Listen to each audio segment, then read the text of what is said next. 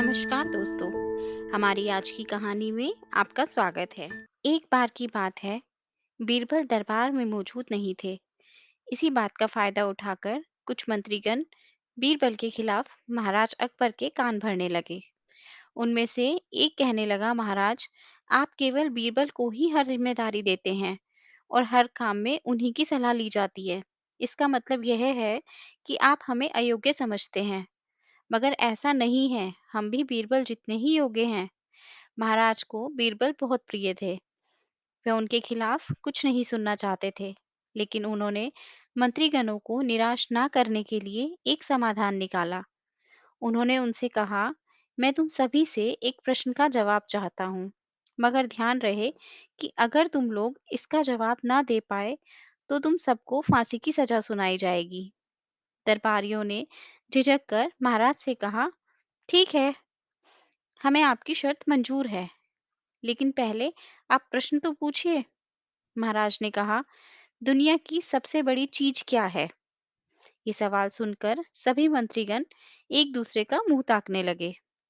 महाराज ने उनकी ये स्थिति देखकर कहा, याद रहे कि इस प्रश्न का उत्तर सटीक होना चाहिए। मुझे कोई भी अटपटा जवाब नहीं चाहिए।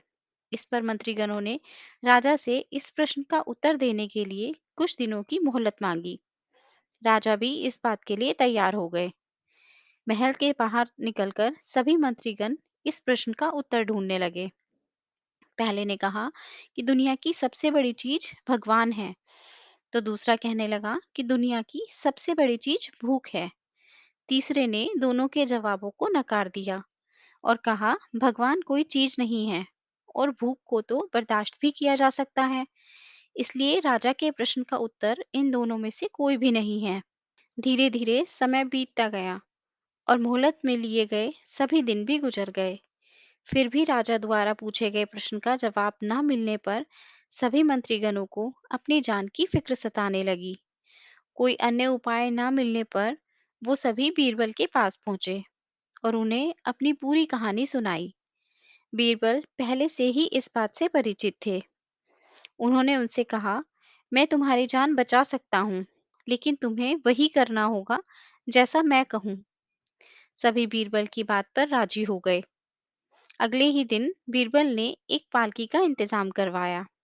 उन्होंने दो मंत्रीगणों को पालकी उठाने का काम दिया, तीसरे से अपना हुक्का पकड़वाया और चौथे से अपने जूते उठवाए और स्वयं पालकी में बैठ गए।